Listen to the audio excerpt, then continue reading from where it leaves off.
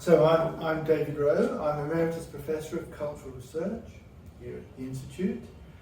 I arrived in 2006 to replace the founding director of the Centre for Cultural Research, ENAC.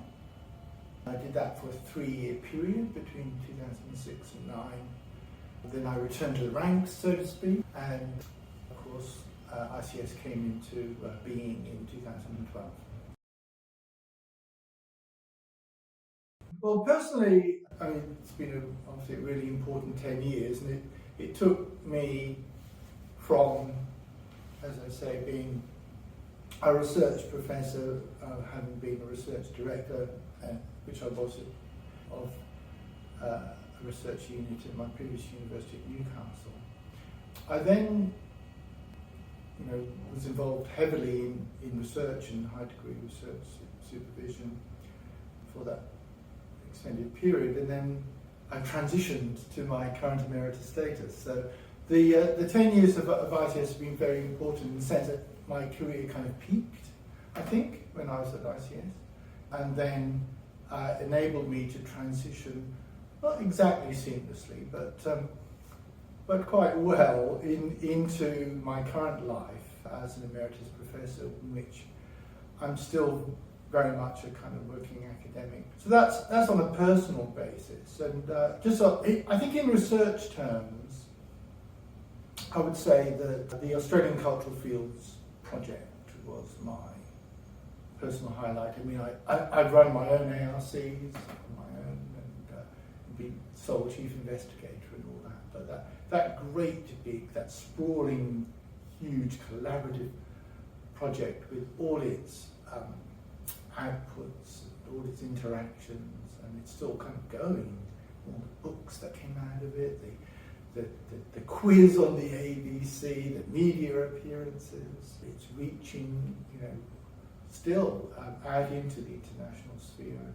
Tony Bennett and I are working on a review symposium for one of our books for a major journal. So I think in research terms, the Australian Cultural Fields project is a career highlight.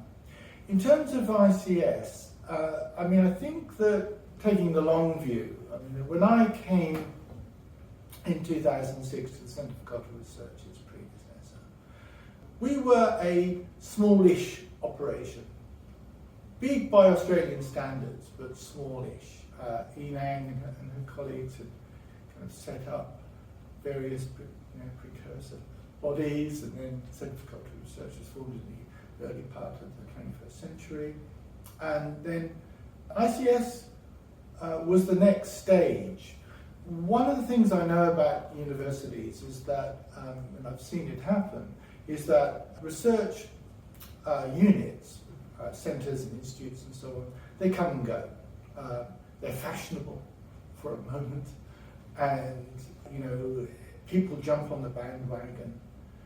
A few years later, the bandwagon's lost a few wheels and the place looks kind of dated, and it closes. So I think the idea of the Centre for Cultural Research becoming one of the small number of university institutes with the kind of remit that prevented us, insulated us from becoming obsolete.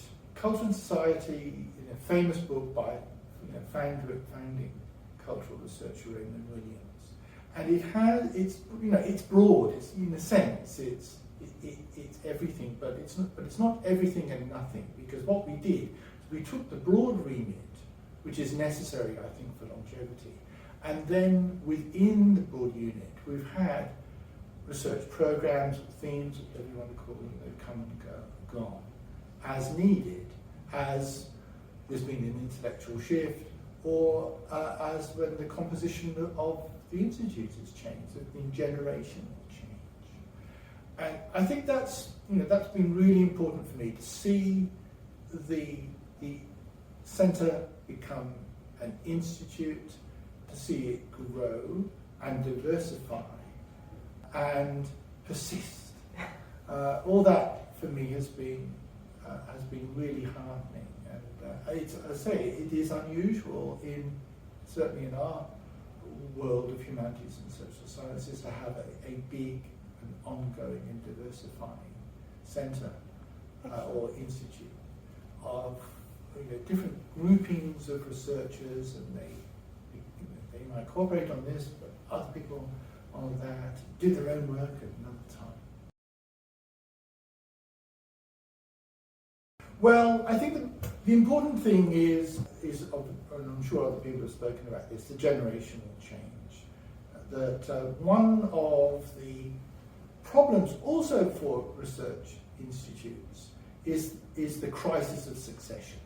I mean, often they've grown up around a person or a group of people who are leading figures. They're not going to be around forever, and sometimes the institute dies with them, in some cases literally, but in some ways it just fades away as they move into, say, into retirement or out of academia.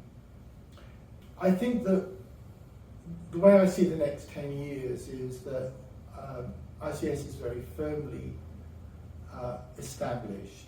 It is not an island.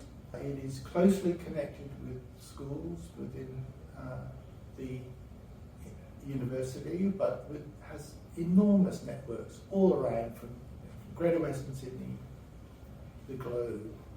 And so I think that that's really important, that there are new people coming through. I think the research profile is changing, and that's all to the good. We don't want to be frozen in time. Having said that, I think there is something of a tradition at ICS that I'd like to see continue, and that tradition is collaborative and mutually supportive ethos. And that is, again, very different. I've been in places around the world, I won't name them, that are like war zones. Members of staff will not speak like members of staff. They think they're the enemy. We've never had that at ICS. We've been very careful to select collaborative, cooperative people who aren't too big on the ego stakes. They have an ego, they have to have one, but it doesn't control their dealings with others. And so I think that's really important, that the Institute will thrive. I think it's firmly established, but it is now time of transition, and I really look forward to seeing its next iteration.